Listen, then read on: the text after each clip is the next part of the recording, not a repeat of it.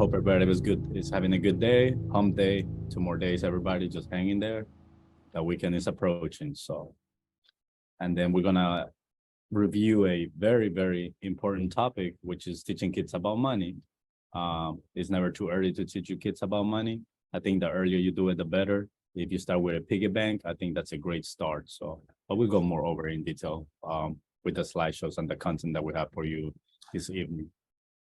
And it's also Credit Union Youth Month, so no better time to discuss the topic. But why don't we go ahead and get started? Perfect. So before we start, we wanted to do some introductions. We wanted to thank everybody that's being part of this webinar. We know that you have a busy life, you have a busy day, but the fact that you're joining us means a lot to us. So thank you very much. I wanted to introduce our content and communication specialist. That will be Carrie Lazar.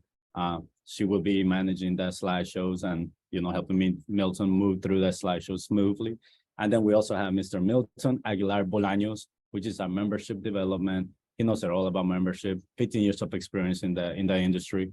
You have a question, he has the answer for you. So with all that being said, Milton, the time is for you. Hey, Eddie, thank you. Thank you so much for that introduction. Well, with that being said, let me also introduce yourself. Eddie is with our marketing department and member engagement. So Eddie, thank you.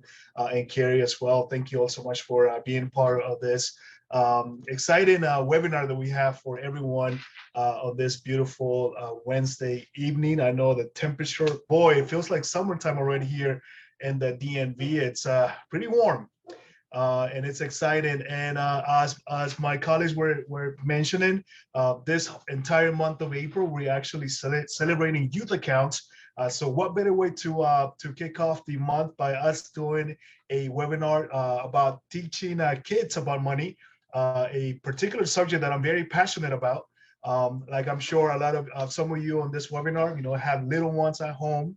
I myself have a 2-year-old, which I think that I'm pretty much setting the bar a little high because, her dad has been in banking for almost 16 years now. And so I think that I'm really, really setting the bar high. So really high expectations for my little 2-year-old, but it's step by step, right? And like Eddie say, it's never too early. So with that, let's dive in. Let's dive in into the presentation. Again, thank you all for joining us. Thank you all for taking your time. And we're gonna go ahead and dive in. So the first thing that we're gonna be talking about, and that is that we want you, the parents, the legal guardians, to be the role models. We need you to lead by example. When it comes to finances, money, whenever we're having those meaningful conversations with our little ones at home. A quick fact that I want to share with you all this evening, and this is actually a study that was done that tells us that children start picking money habits by the time they turn 7. Believe it or not. That's very interesting, in my opinion. Imagine that blew my mind for a little bit. I was like, wow, you can start picking up money habits by the time you're already 7. Ooh, boy, that puts a lot of pressure on myself, because we know one thing for sure. Those little ones, those little eyes, they're always watching you. They always have their eyes on you. So every time you go to the store, every time you're swiping your credit cards, your debit cards, or you're taking out cash from your purses, they're watching you, and then they start picking on some of those habits at such an early age. Also, the same study also found that they tend to pay a lot of attention when you're having conversations at the house that are related to money, whether it's just a normal conversation or an argument. They are paying attention, they are listening, and then so whatever you do now, they'll be very much likely to follow it, as they get old. So it's very important that we set the right example for them, and that we are teaching them, and giving them all the tools at an early age. So with that, one of the things that it is highly encouraged that is that we need to show our little ones that the stuff that they get always have a price on them. Nothing, it's free. That toy, that video game, those shoes, whatever it is, that video game console that they always want, it's not free. They have to pay for it. And one of the things that we encourage is that, for those little ones that have a piggy bank or a money full of cash, a little jar with cash, we encourage you all to have them take some money from those piggy banks or their jars, and then take them to the store with you, and then have them pay for that particular toy that they want. And this is going to teach them a very valuable lesson, rather than you having a lecture with them, 5-minute lecture with them about money. So it is important, that we, again, as I said, it is very important for us to have those conversations early on, and by you actually showing live examples, it is more impactful and meaningful for them, and that's something that can also carry out for the rest of their life. So again, a very important thing that we must do with our little ones at home. So it's showing them the importance of money, and that all those things that they like, all the things that they want, they're not free. There's a price that you must pay for it, and that means that we might gonna need to go and start taking some of the money from their piggy banks to buy for the items that they want. With that being said, it is also important that we teach them about the opportunity cost. I think this is something that it's very important that we start teaching them this early in their lives.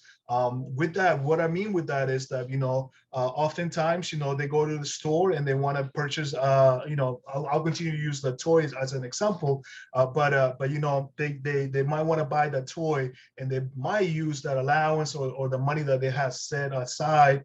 But what happens, when you all go and take this planned vacation or this planned trip that you have been, planning for, and all of a sudden, they don't have money themselves to buy the souvenirs that they want when you go on a trip.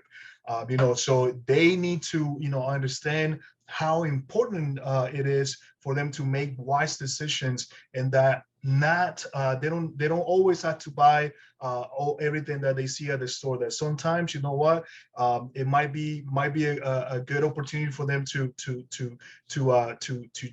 for you to teach them a little discipline, and avoid making those unnecessary purchases, so that they can use that money that they would use at the store and in a different occasion, such as, like I said, when you go and take that the family trip, when you go on vacation. So again, very important that we start doing this early on with them.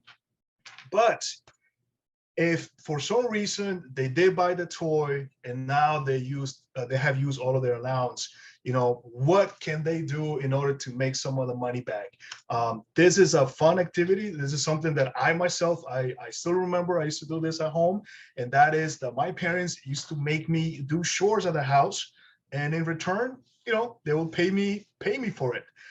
So I think this is something that for me, it was very impactful on my part, because I remember I will do chores the entire week. I will do the dishes, take out the trash, help my mom clean whenever she needed it. And I knew that on Friday evening, that my mom will come out and take out a $20 bill, or if I was lucky, maybe $30. And I had $30 to spend it over the weekend. If I wanted to go to the movies and go to play at the arcades with my friends, I knew that I had a little extra cash with me because of the chores that I did throughout the week that made me earn that money. But again, this is something that is a very valuable lesson that we teach our kids. Although for them it might be something very playful. It could be for them they can be something fun to do, right? But if you look at it, of the long-lasting impact that has, it really teaches them that, oftentimes, in order for you to get, money, you're gonna have to work for it, right? Not everything will always be given to you. So you're gonna have to do, put a little effort and put a little work in order for you to get something in return. So definitely highly encourage you all to start implementing this if you're not doing it yet, for you all to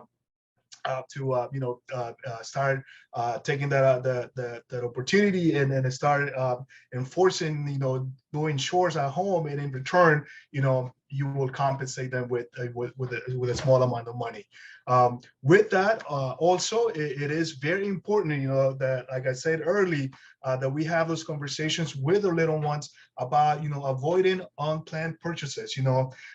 This is obviously as a combination of leading by example and opportunity costs, that your child doesn't have to get everything that they want, right?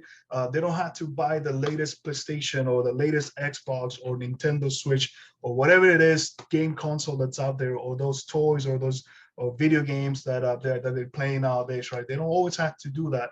They can wait a little bit until perhaps the price of those items go down, or maybe look at an opportunity where you can actually buy it and it's already been used, but it's still in working conditions. There's a lot of things that we can implement and teach our kids at an early age that, again, will have a very long-lasting impact on their lives as they become, young adults.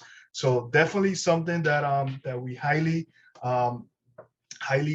encourage. And with that, this can also teach them, especially when you create a model plan approach, you can also teach them about, about the benefits of savings, I'm sorry. So when your child wants to save, especially like I say, right, if they want to purchase the new PlayStation that's coming out, or the new Xbox, we all know that those purchases are not small. I can tell the last PlayStation that came out, the price of it was around $400 or so. I remember the demand was so high that it was pretty much out of stock within hours when it was launched on the website, and a lot of people were getting it, and then they were reselling it, and they were selling it for a crazy fee that so many people were actually paying over the price that was listed on retail. But with that, again, it's just this it slowly teaches them that that they need to plan for those purchases that they want to make, especially if they want something that it's a little bit more expensive. But with that, this is going to lead me into the next slide here, which is something that we highly encourage, and this is especially for those that have teenagers at home already, and that is that we highly encourage everyone to open a joint account, a joint checking account at your financial institution. Obviously, we want you all to come over to us, and we will be more than happy to set up those accounts for your minors' checking accounts. And just so you know, a quick fact about us here at the credit union: you only have to be 13. As long as it's with one of your parents, but you only have to be 13 in order to open your first checking account. So that is something that I think is very important, that is going to teach your kids the importance, and the responsibilities that come with owning a checking account now, having a bank account. So it is very, very important, that you start teaching them on ways on how they need to start managing their money better, and in ways for them to save as well. So we need to do that. So you need to prepare them, to what's to come for them as they get ready to turn 18, and now all of a sudden they're heading out of college, or they start working right after high school. So again, this is a great preparation, and that's something that we highly encourage. And like my colleague mentioned early, us here at the credit union, we are actually celebrating youth accounts, and we're going to invite everyone to stick around all the way to the end of the presentation, because we actually are running a very special promotion that I think a lot of you guys are going to enjoy. I will give you all a little hint, but we are actually giving away free money for all of the youth accounts that we open all throughout the month of April. So please make sure that that you stick around all the way to the end. But again, going back to the to having a joint account with your kids, you know, obviously, again, as I said, this is going to provide an education about, you know, about what are the benefits of having a bank account and having a debit card. You know, you're going to explain the importance of tracking expenses and explain what happens, you know, if they spend money that they don't have, right? Because we all know that if you don't have enough funds on your account and you want to use your debit card, two things can happen. One, you know, you will either be declined when you're making the purchase, or two, your transaction will go through, but there will be a consequence with it. That will be, you know, you will be having a fee being added to your account because you used your account without having money. So again, this is something that we highly encourage for all the parents, for those that have teenagers, you know, for you all to come in and set up your joint account with your kids, and then start teaching them, you know, the importance of having a bank account, and then what are some of the benefits, and then some of the things that they can utilize that will help them later on down the road for them. With that, once you have set up a checking account, you know, we all know that right now we're in spring break, and that means that the summer is right around the corner.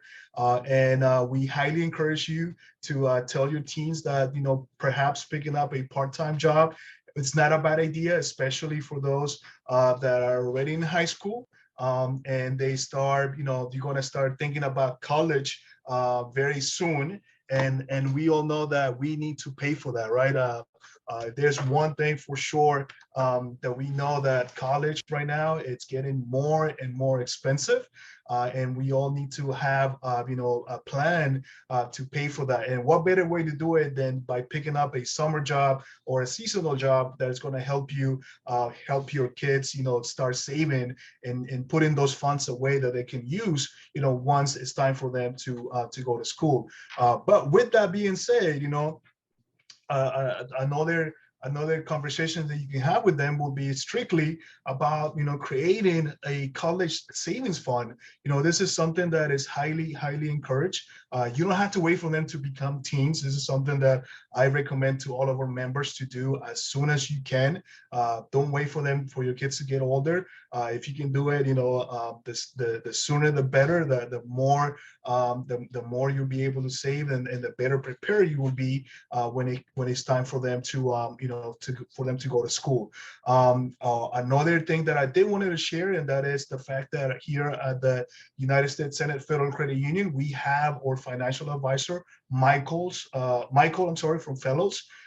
He is our financial advisor, and he can talk to you all about a 529 account, which is a college savings account that you can open for your little ones, especially again, depending on the number of kids that you have. But that is something that is highly recommended, that you can do. And again, you don't have to wait for your little ones to become teenagers in order for you to open up a college savings fund. So again, you know, very important that you are having those conversations, and that your kids understand, you know, the importance of saving money, especially for those that wants to pursue, you know, higher education. With that being said, you know, it is also important that we have those conversations with them, and that we're showing them the cost of debt, right? There's no time like present than to have your teen saving for college.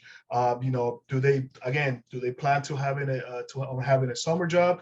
How are they going to be paying for college? You know, what's going to happen? You know, they're going to have to, are they going to be looking to purchase a car? What are some of the expenses that are going to come with owning a car? You know, we all know that we have to pay for insurance.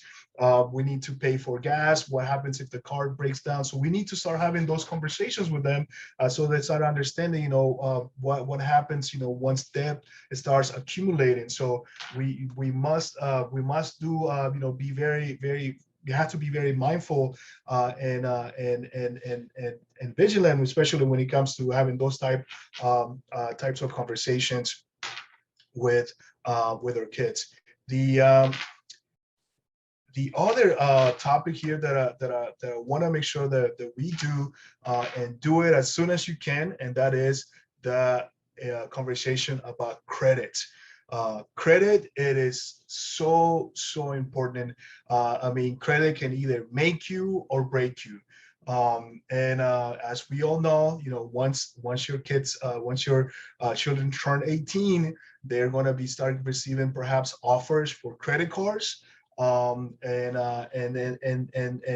we all, one thing we don't want is to have or children become victims of credit cards, because it is so easy to destroy your credit by just having one credit card that you can go reckless, and that can destroy you, and it's going to be so hard, so difficult to get out of it, because of the decisions that you make once you have your first credit card. So again, we need to make sure that we're having these conversations with our kids at a very early age, even before they turn 18. They need to know the basics of credit, right? What are some of the benefits of having good credit versus what are the benefits of, if you destroy your credit? So as we all know, here nowadays, having good credit can save you so much money. You'll be eligible to qualify for get loans at a very low interest rate, versus if you destroy your credit and then you want to get any type of loans, and if your credit is not it's not good, then you're going to be paying those high interest rate that can really make you or break you. So again, teaching them how to properly use credit will increase their chances of becoming those credit card victims that can easily destroy your credit, and then make your life very difficult as they become young adults. But another particular item, and this is something that I highly encourage everyone to do, and this is to create a budget, create a family budget, and most important, involve your teens. Make sure that they are, that you sit with them when you're going over your budget, and then have them, provide inputs. Have them, make some of the decisions of what are some of those things that you guys are spending throughout the entire month, right? They need to have an understanding of what are some of those things that you as a parent are spending throughout the entire month, such as utilities, such as the mortgage payments, rent payment, the insurance, life insurance, medical insurance, you name it. The list goes on and on and on. But again, if you do this, and you teach them early that in order for them to be successful with their finances, they have to have a planned budget, right? They need to have a budget, and most important, right, they need to stick to the budget, because one thing is creating a budget, but if you really don't really follow it, then what good does it do to you? So you need to, again, teach them that importance of creating a budget and then staying within the budget, which is the most important thing. And again, like I said earlier at the beginning, and we as parents, or legal guardians, we need to be the ones that are leading and teaching and being those role models that they need to follow, and hopefully that they do so, and that will help them as they become young adults. So again, if you haven't created a family budget, I highly invite everyone to take some time and doing one. And most important, have your teenagers being part of it. It truly can make a very, very positive impact on their lives, that can be useful as they become adults. So definitely make sure that you do that, if you haven't done it yet. The other thing is that we need to make sure that we have conversations with them about compound interest. This is something that is very important. I'll use myself as an example. When I was 18, I was getting out of high school. I picked up a summer job, and I started working. I was hired as a part-time, but by the time before I went to college, I was actually, working over 30 hours, 32 hours to be more exact. And one day my HR manager approached me and said, "Hey, Milton, because of you are now working 32 hours, you're eligible to receive, to get in the 401k plan. Do you want to participate in it?" And I was like, at that time, I was 18. I had no idea what she was talking about. But all I knew that was going to be money that was going to be able to use, once I was ready to retire. Which again, if you tell that to an 18-year-old, the odds are that they probably are going to be like me, that might not pay a lot of attention, and probably not even do it. But long story short, I did take it. I did participate it. I started contributing to 3%. And luckily for me, they allowed me to keep the 401k, even though I went to college soon after, but it was near the house, so I still was able to work and go to school. And long story short, I only stayed there for about a year or so. But up until this day, every time I go I work for a new company, I always roll over that first 401k that I established when I was 18. And I'll tell you that, if I look back and see all the interest that I've earned on that account, it truly makes me I feel like a genius, to be honest. I'm like, wow, and without knowing, I made the right decision, and I have made a good profit out of it, which for me, again, it was impressive, to know that I could start saving at an early age. It is very important, but most important, the fact that you start getting interest paid on your savings, especially for this type of savings that we were talking about, such a 401k, or a CD account, perhaps. I mean, you name it. There's so many type of accounts. I'm sorry, that one can establish at an early age that will pay a competitive interest rate. And so again, we need to make sure that we are having those conversations so that when they go out in the real world, they know what to expect, and then they're not blindsided like I was. My parents never told me about a 401k account or any retirement account, to be honest. And so, but I was so glad that I participated on that particular plan. And like I said, up to this date, I still have that account, and I hope that I'm able to see it, once I retire. So, but with that being said, the most important thing that I think we all need to take from this presentation is that the fact that us, the parents, the legal guardians, the grandparents, the big brother, big sister, or whoever you are, and as long as you have little ones that are living in your household, is that we, as the adults, we need to be the ones that are leading by example. Like I said at the beginning, I was blown away when I saw that this particular study says that, children start picking money habits by the time they turn 7. That is, I can't remember what I was doing when I was 7 myself, I'll tell you that. But I was definitely not thinking about, what I was going to be doing with my money. I was probably thinking about, what I'm going to do once I get to the moon, right? Or maybe I become an astronaut, or whatever it was that I wanted to do when I was 7. But never did I think about, what are some of the traits that you can start picking at such early age. So again, it is our responsibility as the parents, that we start having very meaningful conversations, and we start teaching our kids early, and don't wait too long to do it. Again, I want to thank you all for taking your time and then coming on board and participating on this webinar.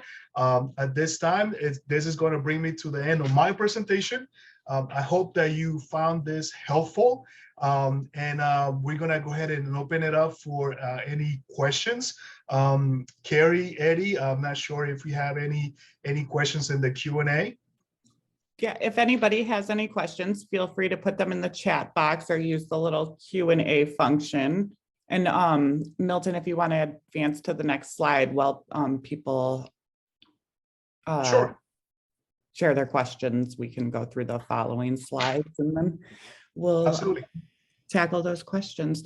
So Milton had mentioned earlier that we have a special promotion for Credit Union Youth Month. If you, for our youth account holders, new youth accounts get $25 bonus if they're open during the month of April.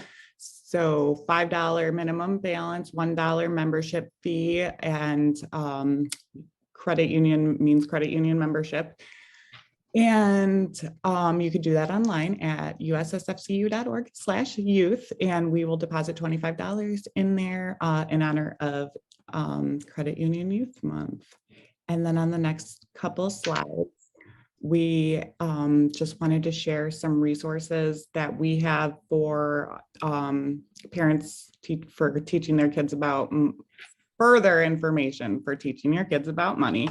We have a section on our website that we call our Best Life Learning Center, and a subsection of that is our resources for parents. So, and I'll share the link to or I put the link in the chat box, but I'll share it after this too. These are all hyperlinked. So if you were to click on Today's Family or planning for college or investing in your future, take you right to those resources. And then, like I had said, Best Life is a whole section on the website. So from there, you can explore other stuff like Credit 101 or lots of stuff on planning and saving for college, or even if you know, student loans, all of that stuff. So more resources at ussfcu.org/bestlife. And then on the next slide, this is a good resource for older kids, I would say, like older teens and young adults. It's iGrad. This, it's got a ton of interactive learning modules, articles, a lot on career development for those younger kids who are getting ready to maybe leave the house or whatnot, or prepare for, you know, applying for jobs or even scholarships for college, applying for college, FAFSA, all that stuff.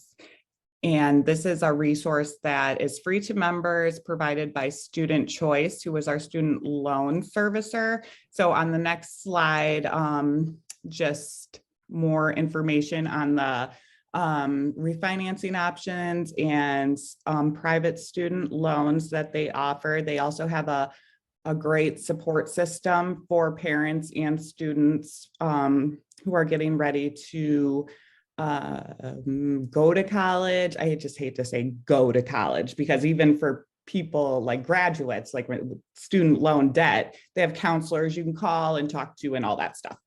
And that is available on our website, ussfcu.org/student loans. And that's where you would find the link to that iGrad website that was on the previous slide, which is an awesome website. So you should check it out. And I think that was the last slide. Oh, yep. It sure was. It sure was. And thanks for going over those. And again, like I said earlier, right? I mean, I think that this promotion that we have for youth accounts, you know, we are giving away $25 for every youth account that we open during the entire month of April. So it's definitely, you know, it's in line with what we just discussed during this webinar. So thank you all so much for, you know, for participating. I believe we have a couple of questions there, Eddie. Yes, we sure do. Thank you, Milton. Great presentation. I personally myself learned so much. And thank you that in every presentation, you always share like some of your story. And I never knew that you had the IRA since you were 18. So you're on the way to be a millionaire, brother. So keep it up. No, for sharing that story. You know, it was only at 3%, but I was making I believe I was making about $8 an hour. So yeah, just go figure. So it's not that big, but it's meaningful. I think that's the most important thing.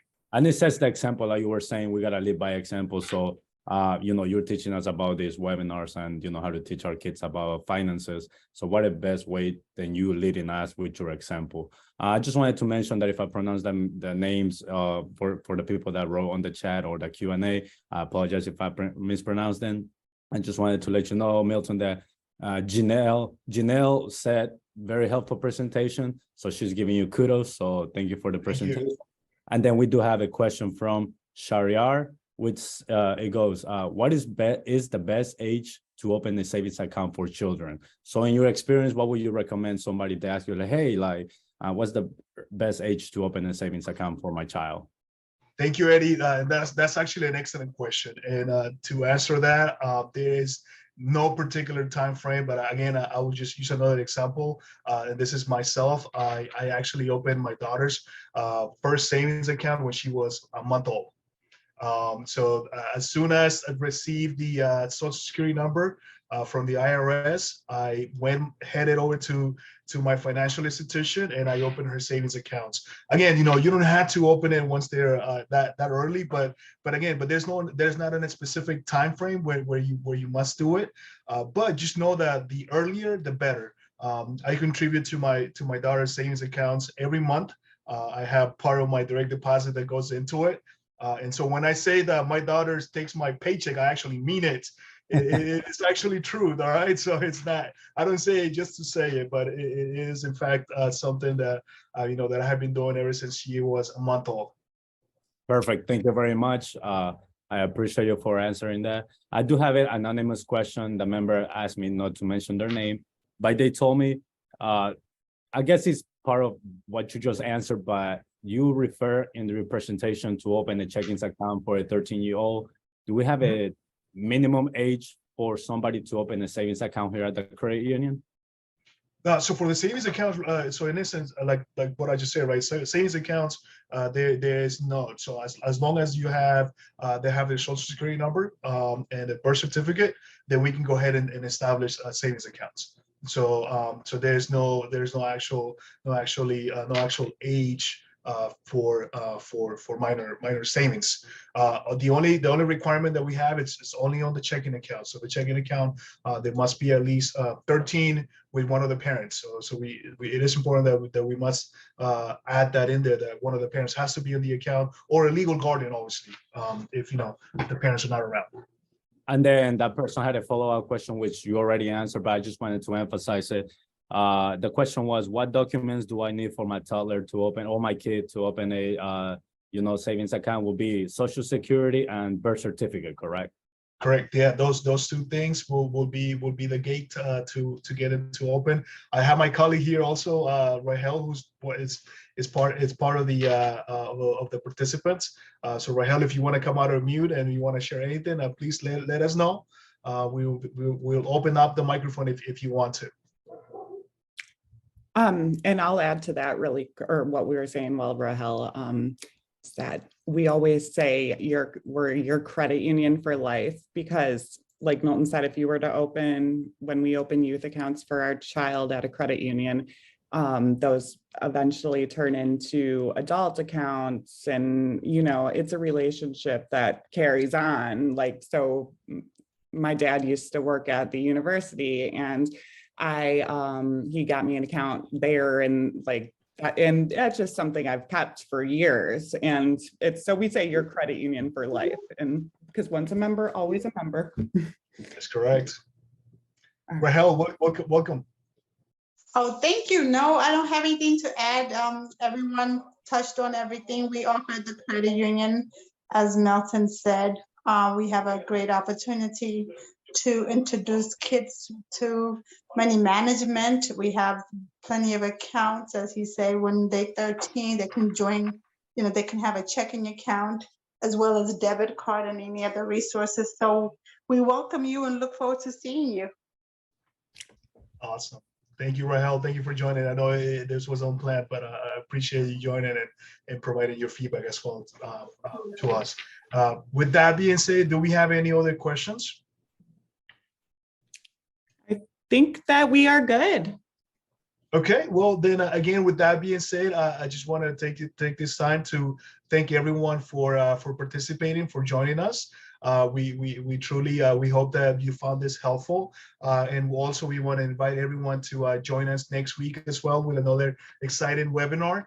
I hope that you all have a beautiful rest of your evening. I know it's still warm outside, so I feel like I want to go and get the grill out just because of how warm it feels. But Probably my wife is not gonna be not gonna agree with me for that. But again, thank you all so much for attending. Eddie, Carrie, as always, thank you all for all the work you guys do. Truly appreciate everything you all do. Thank you. Thank you, everyone. Thank you, everybody. Take care.